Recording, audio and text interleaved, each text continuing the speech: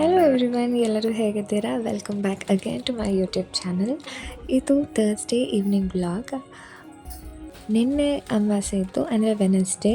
So ನಾವು Wednesday ಅಂದರೆ ಅಮಾವಾಸ್ಯೆ ದಿನ ನಾನ್ ವೆಜ್ ತಿನ್ನಲ್ಲ.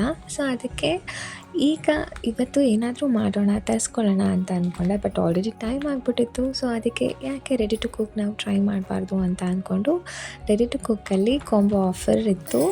ಯಾವುದು ಅಂದರೆ ಚೆಟ್ಟಿನಾಡ್ ಚಿಕನ್ ಮತ್ತು ಫಿಶ್ ಫಿಂಗರ್ ಅಂತ. ನಂದು ಇವತ್ತು ಬರ್ಡೇ ಪಾರ್ಟಿ ಇರೋದ್ರಿಂದ ನಂದು ಆಲ್ರೆಡಿ ಡಿನ್ನರ್ ಆಗಿತ್ತು. ಸೊ ಹಸ್ಬೆಂಡ್ಗೆ ಸರ್ಪ್ರೈಸ್ ಮಾಡೋಣ ಅಂತ ಅಂದ್ಕೊಂಡು ಮನೆಯಲ್ಲಿ ಕುಕ್ ಮಾಡ್ತಾಯಿದ್ದೀನಿ. ಚೆಟ್ಟಿನಾಡ್ ಚಿಕನ್ ಅಂದರೆ ಅವ್ರಿಗೆ ತುಂಬಾ ಇಷ್ಟ ಆಗುತ್ತೆ. ಚೆಟ್ಟಿನಾಡ್ ಚಿಕನ್ಗೆ ರೈಸ್ಗಿಂತನೂ ಚಪಾತಿ ಇಲ್ಲ ಪರೋಟ ಅಂದರೆ ತುಂಬಾ ಸೂಟ್ ಆಗುತ್ತೆ. ಪರೋಟ ನಾನು ಯಾವತ್ತೂ ಮನೇಲಿ ಟ್ರೈ ಮಾಡಿಲ್ಲ. ಸೊ ಫಸ್ಟ್ ಟೈಮ್ ಮನೇಲಿ ಟ್ರೈ ಮಾಡ್ತಾಯಿದ್ದೀನಿ. ಹೆಲ್ತಿ ವರ್ಷನ್ ಆಗಿ ನಾವು ವೀಟ್ ಫ್ಲೋರಿಂದನೂ ಮಾಡ್ಕೋಬೋದು. ಬಟ್ ಪರೋಟ ಅಂದ ತಕ್ಷಣ ಅದರದ್ದು ಒರಿಜಿನಲ್ ವರ್ಷನ್ ಬಂದು ಮೈದಾಯಿಂದನೇ ಅಲ್ವಾ. ಸೊ ಫಸ್ಟ್ ಟೈಮ್ ಮೈದಾದಲ್ಲೇ ಮಾಡೋಣ ಅಂತ ಅಂದ್ಕೊಂಡು ರೆಡಿ ಮಾಡ್ತಾಯಿದ್ದೀನಿ. ಅದಕ್ಕೆ ಬೇಕಾಗಿರೋದು ಇಷ್ಟೇ. ನಾವು ಎಷ್ಟು ಬೇಕು ಅಷ್ಟು ಹಿಟ್ಟು ತೊಗೊಂಡು ಒಂದು ಚಿಟಿಕೆ ಉಪ್ಪು, ಒಂದು ಸ್ವಲ್ಪ ಶುಗರ್ ಮತ್ತು ಸ್ವಲ್ಪ ಎಣ್ಣೆ, 1 ಸ್ಪೂನ್ ಎಣ್ಣೆ, ತಿರ್ಗಾ ಅದನ್ನು ಚಪಾತಿ ಹಿಟ್ಟು ಹೇಗೆ ನಾದ್ಕೊತೀವಿ ಸೇಮ್ ಅದೇ ಟೆಕ್ಸ್ಚರಲ್ಲಿ ನಾದ್ಕೊಂಡು ಒಂದು ಸ್ವಲ್ಪ ಸ್ಮೂತಾಗಿ ನಾದ್ಕೊಂಡ್ರೆ ಇನ್ನೂ ಚೆನ್ನಾಗಿರುತ್ತೆ. ಈಗ ಅದನ್ನು ಎತ್ತಿಟ್ಕೊಂಡು ಬಿಡ್ತೀನಿ. ಈ ಕಡೆ fish finger ready to cook ತೊಗೊಂಡಿದ್ನಲ್ವ, ಸೊ ಅದನ್ನು ನಾನು ಒಂದು 4 ಸ್ಯಾಂಪಲ್ ನೋಡೋಣ ಅಂತ ಅಂದ್ಕೊಂಡು ಅದನ್ನು ಜಸ್ಟ್ ಹಾಗೆ ಶಾಲೋ ಫ್ರೈ ಮಾಡೋದು, ಡೀಪ್ ಫ್ರೈ ಅಲ್ಲ. ಅಂದರೆ ಅವರು ಅದನ್ನು ಇನ್ಸ್ಟ್ರಕ್ಷನ್ಸ್ ಕೊಟ್ಟಿರ್ತಾರೆ, ನಾನು ಅದನ್ನು ನೋಡಿಕೊಂಡೇ ಮಾಡ್ತಾಯಿದ್ದೀನಿ. ಸೊ ಹಾಗೆ ಪ್ಯಾನ್ಗೆ ಒಂದು ಸ್ವಲ್ಪ ಆಯಿಲ್ ಹಾಕಿ, ಅಂದರೆ ಫುಲ್ ಡಿಪ್ ಮಾಡೋದೇನು ಬೇಡ, ಹಾಗೆ ಶಾಲೋ ಫ್ರೈ ಮಾಡೋದ್ರಿಂದ ನಾನು ಈಗ ಅದನ್ನು ಟ್ರೈ ಮಾಡ್ತಾಯಿದ್ದೀನಿ. ಒಂದು ಕಡೆ ಬಾಣಲಿ ಇಟ್ಬಿಟ್ಟು ಅದಕ್ಕೆ ಸ್ವಲ್ಪ ಎಣ್ಣೆ, ಇದನ್ನು ಹಾಗೆ ಅವರು ಹೇಗೆ ಇನ್ಸ್ಟ್ರಕ್ಷನ್ಸ್ ಕೊಟ್ಟಿರ್ತಾರೋ ಹಾಗೆ ಮಾಡ್ತಾಯಿದ್ದೀನಿ. ಅವ್ರು ಹೇಳಿದ್ದಾರೆ ಒಂದು 15ರಿಂದ 20 ಕರಿಬೇವು ಎಲೆ ಹಾಕಲೇಬೇಕು ಅಂತ. ಬಿಕಾಸ್ ಚೆಟ್ಟಿನಾಡ್ ಚಿಕನ್ ಅಂದ ತಕ್ಷಣ ಅದು ಕೇರಳ ಫುಡ್ ಅಲ್ವಾ. ಸೊ ಅದರದ್ದೇ ಅಥೆಂಟಿಕ್ ಟೇಸ್ಟ್ ಇರಲಿ ಅಂತ ಅಂದ್ಬಿಟ್ಟು ಹಾಗೆ ಮಾಡ್ತಾಯಿದ್ದೀನಿ. ಆಮೇಲೆ ಅದು ಕೊಟ್ಟಿರೋ ಮಸಾಲಾನ ನಾನು ಹಾಕ್ತಾಯಿದ್ದೀನಿ. ಇದು ಜಾಸ್ತಿ ಇಲ್ಲ, ಒಂದು 1/4 kg ಇದೆ ಅಷ್ಟೇ. ಸೊ ಮ್ಯಾಕ್ಸಿಮಮ್ ಅಂದರೆ 1 to 2 ಪರ್ಸನ್ಸ್ಗೆ ಆಗುತ್ತೆ. ಸೊ ಈಗ ಕೊಟ್ಟಿರೋ ಮಸಾಲಾನ ಹಾಕಿದಾಗ ಗ್ರೇವಿ ಸ್ವಲ್ಪ ತಿಕ್ ಆಗೋ ಟೈಮಲ್ಲಿ 100 ml ನೀರು ಹಾಕ್ಕೋಬೇಕು. 100 ml ನೀರು ಅಪ್ರಾಕ್ಸಿಮೇಟ್ಲಿ ಎಷ್ಟು ಅಂತ ನನಗೆ ಗೊತ್ತಿರಲಿಲ್ಲ. ಅದಕ್ಕೆ ಹಾಗೆ 1 ಕಪ್ ನೀರು ಹಾಕಿದ್ದೀನಿ. ಬಟ್ ನೋ ಪ್ರಾಬ್ಲಮ್, ಅದು ತಿಕ್ ಆಗೋ ತನಕ ನಾವು ಫ್ರೈ ಮಾಡ್ಕೊಳ್ಳೇಬೇಕು. ಬಿಕಾಸ್ ಚಿಕನ್ ಕೂಡ ಹಾಗೆ ಹಸಿ ಇರುತ್ತಲ್ವ, ಅದು ನೀಟಾಗಿ ನೀರಲ್ಲಿ ಬೇಯಿಸ್ಕೊಳ್ಳೇಬೇಕಾಗಿರುತ್ತೆ. ಫಿಶ್ ಫಿಂಗರ್ಸ್ದು ಇಂಗ್ರೀಡಿಯೆಂಟ್ಸ್ ನೋಡಿದಾಗ ತುಂಬ ಸಿಂಪಲ್ಲಾಗಿತ್ತು. ಸೊ ಅನಿಸ್ತಾ ಇದೆ ನೆಕ್ಸ್ಟ್ ಟೈಮ್ ಮನೇಲಿ ಟ್ರೈ ಮಾಡ್ಬೋದು ಅಂತ ಅಂದ್ಬಿಟ್ಟು. ನಾವು ಬೇಳೆ ಸಾರು, ಟೊಮೆಟೊ ರಸಮ್ ಏನೇ ಮಾಡಿದಾಗ, ಸೊಪ್ಪು ಸಾರು ಮಾಡಿದಾಗ ಈ ಥರ ನೆಂಚ್ಕೊಂಡು ತಿನ್ನೋದಕ್ಕೆ ತುಂಬಾ ಚೆನ್ನಾಗಿ ಅನಿಸುತ್ತೆ. So why not to try at home, ನೋಡೋಣ, ನೆಕ್ಸ್ಟ್ ಮನೆಯಲ್ಲೇ ಮಾಡ್ತೀನಿ. ಆಯಿಲ್ ಕೂಡ ತುಂಬ ಕಡಿಮೆ ಇದೆ, ಇಂಗ್ರೀಡಿಯೆಂಟ್ಸ್ ಕೂಡ ತುಂಬ ಕಡಿಮೆ ಇದೆ. ಹೀಗಿದ್ದರೆ ಒಂದು ಸ್ವಲ್ಪ ಹೆಲ್ತಿನೇ ಅನಿಸುತ್ತೆ. ಸೊ ಮೇಲೆ ನಾವು ಬ್ರೆಡ್ ಕ್ರಮ್ಸ್ ಹಾಕ್ಕೊಂಡ್ಬಿಟ್ಟು ಶಾಲೋ ಫ್ರೈ ಮಾಡ್ಕೋಬೇಕು. ಒಂದೊಂದು ಕಡೆ ಡೀಪ್ ಫ್ರೈ ಕೂಡ ಮಾಡೋದಿರುತ್ತೆ. ಇಲ್ಲಿ ಶಾಲೋ ಫ್ರೈ ಮಾಡೋದು ಹೇಳಿದ್ದಾರಲ್ವ, ಸೊ ಅದು ಇಷ್ಟ ಆಯಿತು. ನನಗಂತೂ ತುಂಬ ಟೆಂಪ್ಟಿಂಗ್ ಅನಿಸ್ತು. ಆದರೂ ನಾನು ಸ್ವಲ್ಪ ಟೇಸ್ಟ್ ನೋಡೇ ಬಿಟ್ಟೆ. It is really worth taste. ಜೊತೆಗೆ ಪರೋಟ ಹಿಟ್ಟು ಕಲಸಿಟ್ಟು 1 ಗಂಟೆ 1.5 ಗಂಟೆ ಆಗಿತ್ತು. ಸೊ ಈಗ ಅದನ್ನು ಕೂಡ ಟ್ರೈ ಮಾಡ್ತಾಯಿದ್ದೀನಿ. ಇದನ್ನು ಮಣೆ ಮೇಲೆ ನಾವು ಪರೋಟ ಮಾಡೋಕ್ಕೆ ಬರೋದಿಲ್ಲ, ಹಾಗಂತ ಟೈಲ್ಸೇ ಬೇಕು ಅಂತ ಏನಿಲ್ಲ, ನಾವು ಹಾಗೆ ಟ್ರೈ ಮಾಡ್ಬೋದು. ಟೈಲ್ಸ್ ನೀಟಾಗಿ ಒರೆಸ್ಕೊಂಡು ಅದರ ಮೇಲೆ ಸ್ವಲ್ಪ ಆಯಿಲ್ ಹಾಕ್ಕೊಳ್ಳೇಬೇಕು, ಇಲ್ಲ ಮೈದಾ ಹಿಟ್ಟಲ್ವ ಅಂಟಾಗುತ್ತೆ. ಈಗ ಅದನ್ನು ನೀಟಾಗಿ ಬಾಲ್ಸ್ ಮಾಡ್ಕೋಬೇಕು. 2 ಬಾಲ್ಸ್ ಮಾಡಿಕೊಂಡು ಆಯಿಲ್ ಹಾಕ್ಕೊಂಡು ಅದನ್ನು ಉಜ್ಕೋಬೇಕು. ಚಪಾತಿ ಹಿಟ್ಟು ಉಜ್ಕೊಳ್ಳೋಷ್ಟು ಈಸಿಯಾಗಿ ಖಂಡಿತನೂ ಇಲ್ಲ. ನಾನು ತುಂಬಾ ಕಷ್ಟಪಟ್ಟೆ ಅಂತ ಹೇಳ್ಬೋದು. ಯಾಕೆಂದರೆ ಅದು ಉಜ್ಜೋಕ್ಕೇ ಆಗ್ತಾಯಿರಲಿಲ್ಲ. ಆಮೇಲೆ ಹಾಗೆ ಸ್ವಲ್ಪ ನಾದ್ಕೋತಾಯಿತ್ತು. ಹಾಗೆ ಕೈಯಿಂದ ಮಾಡೋದೇ ಇದು ಪರೋಟ ಜಾಸ್ತಿ ಅನಿಸುತ್ತೆ. ಹೊರಗಡೆ ನೀವು ನೋಡಿರ್ಬೋದು, ಹೋಟೆಲ್ ಸೈಡಲ್ಲೆಲ್ಲ ಹಾಕ್ಕೊಂಡು ಬಟ್ಟೆ ಎಳಿತಾರಲ್ಲ, ಆ ಥರ ಹಾಕ್ಕೊಂಡು ಹೊಡಿತಾ ಇರ್ತಾರೆ ಟೈಲ್ಸ್ಗೆ. ಅದು ಹರಿದೋಗಿರುತ್ತೆ.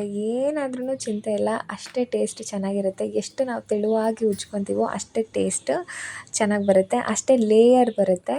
ಇದು ಪರೋಟ ಪರೋಟ ಅಂತ ಅಂದ್ಕೊಂಡಿದ್ದೀನಿ ಅಷ್ಟೇ. ಆದರೆ ಇದು ನಾವು ಹೊರಗಡೆ ನೂಲ್ ಪರೋಟ ಅಂತ ಅಂದರೆ ಫುಲ್ ನೂಲು ಥರ ಎದ್ದೇಳುತ್ತಲ್ಲ, ಆ ಥರ ಇದು ನೂಲ್ ಪರೋಟ. ಸೊ ಈ ಥರ ಫುಲ್ ನೀಟಾಗಿ ಅಗಲಕ್ಕೆ ಎಷ್ಟಾಗುತ್ತೋ ಅಷ್ಟು ತೆಳ್ಳಗೆ ಅಗಲಕ್ಕೆ ಉಜ್ಕೊಂಡ್ಮೇಲೆ ಅದನ್ನು ನಾವು ಕಟ್ಟರಲ್ಲಿ ನಾವು ಕಟ್ ಮಾಡ್ಕೋಬೇಕು. ನನ್ನ ಹತ್ರ ಕಟ್ಟರ್ ಇರಲಿಲ್ಲ, ಹಾಗೆ ಅದಕ್ಕೆ ಚಾಕುಲೇ ಕಟ್ ಮಾಡ್ಕೊಂಡಿದ್ದೀನಿ. ಎಷ್ಟಾಗುತ್ತೋ ಅಷ್ಟು ಹತ್ತತ್ರನೇ ಕಟ್ ಮಾಡ್ಕೋಬೇಕು.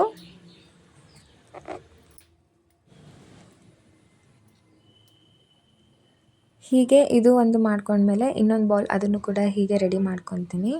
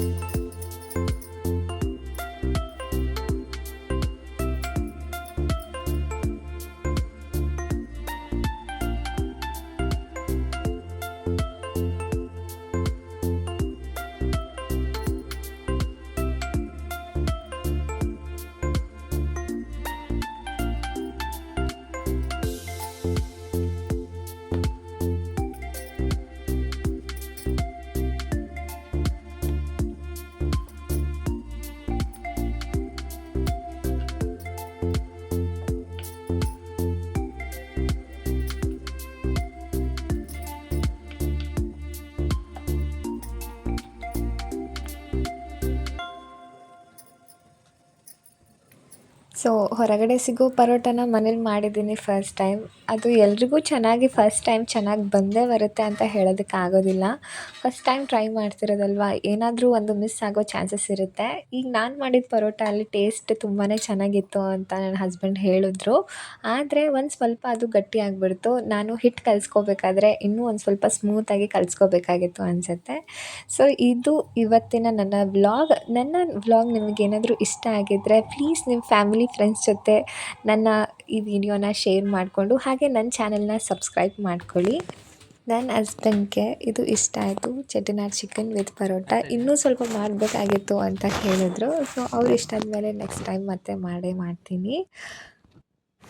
ಇದು ಯಾವುದೇ ಪ್ರಮೋಷನಲ್ ವೀಡಿಯೋ ಅಥವಾ ಸ್ಪಾನ್ಸರ್ಶಿಪ್ ವೀಡಿಯೋ ಅಲ್ಲ. ಸೊ ಇದು ನನ್ನ ರೊಟೀನ್ನ ನಾನು ಶೇರ್ ಮಾಡ್ಕೊಂಡಿದ್ದೀನಿ. ಹಾಗೆ ಇನ್ನೊಂದು ವೀಡಿಯೋ ಜೊತೆ ಸಿಗ್ತೀನಿ. ಅಲ್ಲಿ ತನಕ ಟೇಕ್ ಕೇರ್, ಬಾಯ್.